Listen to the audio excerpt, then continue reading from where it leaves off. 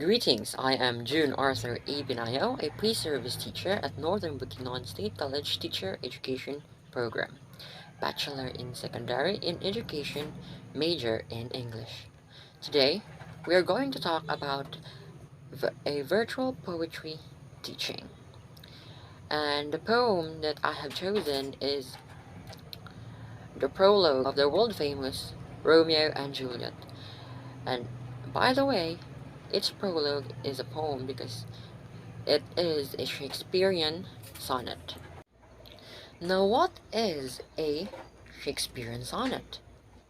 It is considered to be the second major type of sonnet. The Shakespearean or English sonnet follows a different set of rules. Here, three quatrains and a couplet follow this rhyme scheme: AB, AB, CD, CD, EF, EF, GG.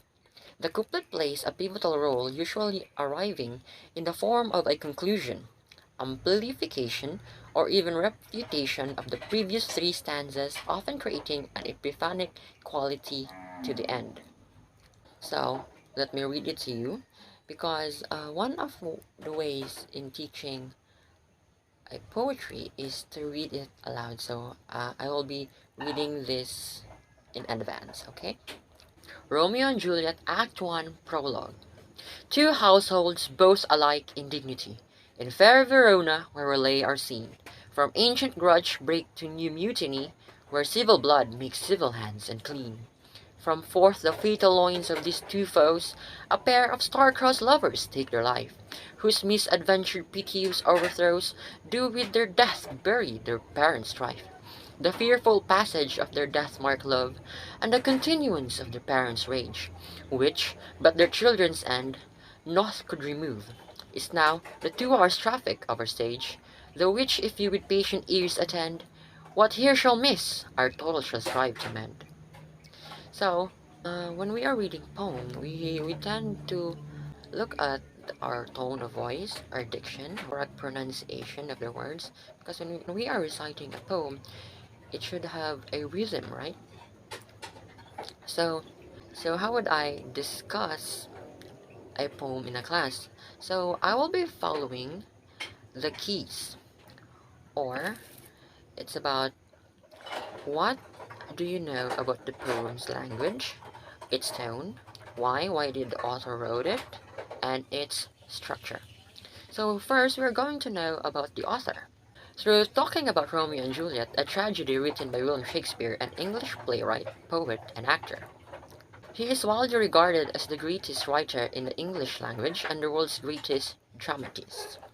So, background of the play, the Romeo and Juliet. It is said that the creation of the play, according to the British Library, Romeo and Juliet, can be plausibly dated to 1595.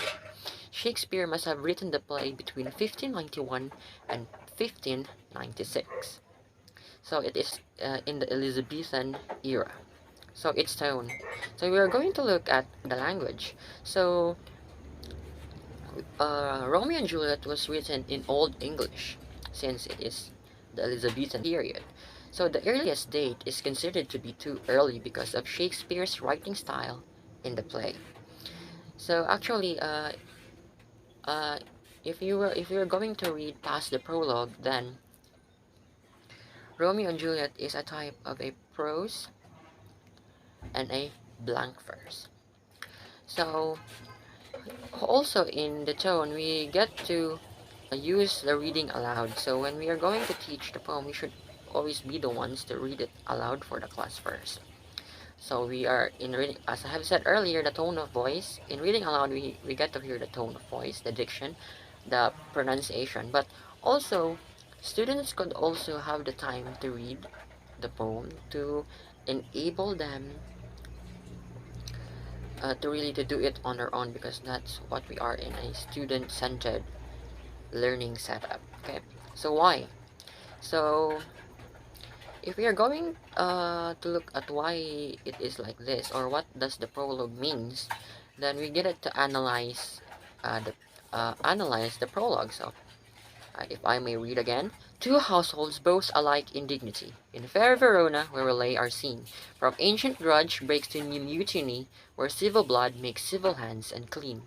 So if you notice here, you can see the rhyming scheme is ABAB, the dignity and mutiny, the seen and unclean. Okay, so that is the rhyme scheme. ABAB, CD, EF, and GG. And here it is in the ABAB. So the prologue tells us the setting of the play. We are to be transported to the beautiful Italian city of Verona, where the ensuing action takes place. There are a long-standing feud between two well-respected households or families. A grudge which goes way back will violently break out again. So that's what it means. And so in the next quatrain, from forth the fatal loins of these two foes, a pair of star-crossed lovers take their life, whose misadventured piteous overthrows do with their death bury their parents' strife. So, who is their pair of star-crossed lovers? Of course, it is Romeo and Juliet, from the families of the Capulet and the Montagues. Two doomed children from these feuding families fall in love with each other, Romeo and Juliet, and take their own lives. They are star-crossed because it is destined by the stars that their love for each other will be thwarted or then to be a tragedy. Okay, we can remember that when Juliet drank the poison, it was supposed to be that a fake Juliet was only playing dead, but when Romeo saw Juliet lying there, he also drank the poison, and then Juliet wakes up, and so he found Romeo dead, and so that's it, the tragedy. Okay, so in the next quatrain, the fearful passage of their death-marked love, and the continuance of their parents' rage, which but their children's end naught could remove, is now the 2 hours' traffic of our sage. The doom love between Romeo and Juliet, and how it came about, and the way their parents persisted in their anger towards each other, which nothing except the deaths of their own children could put to an end. So the only thing that could end the rage or the feud between the Montagues and the Capulets was the death of Romeo and Juliet. So the text means that to continue, we'll now constitute the business of the play that follows for the next couple of hours. So this is already a paraphrase text. So in the couplet, the GG rhyme scheme. The which if you with patient ears attend, what there, what here shall miss, our toil shall strive to mend.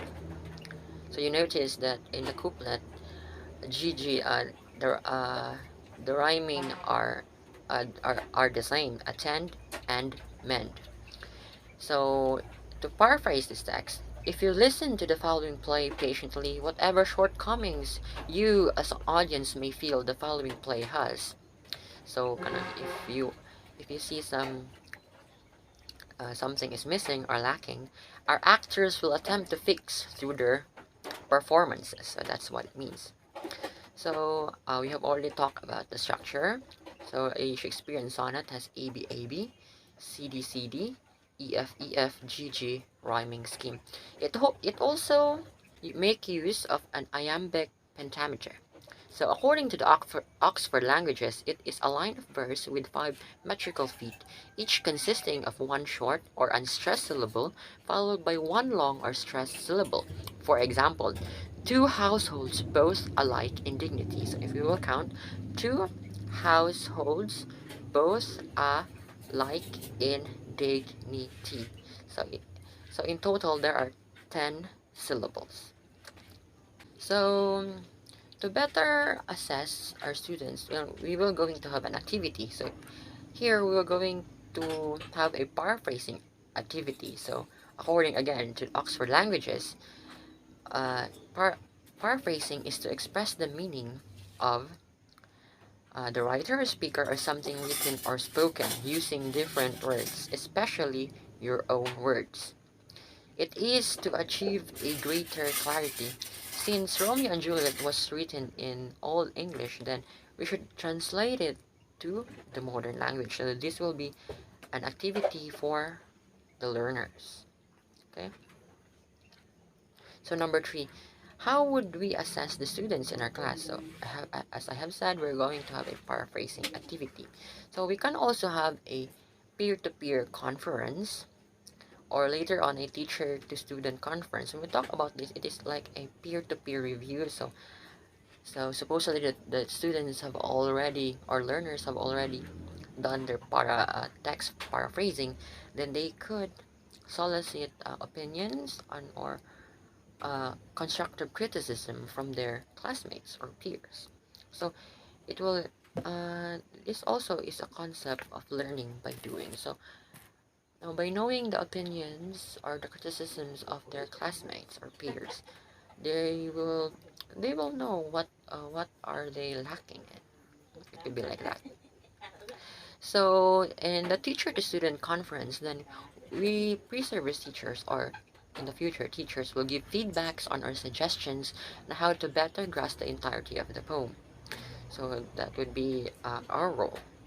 So we should also to provide kind of tips. So we could instruct our students to read between the lines, not just the literal meaning of the text.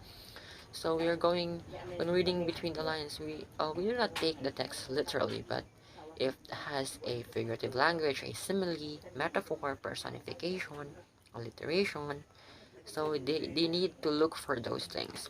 So also contextual clues, the students need to look for contextual clues hidden in the language used.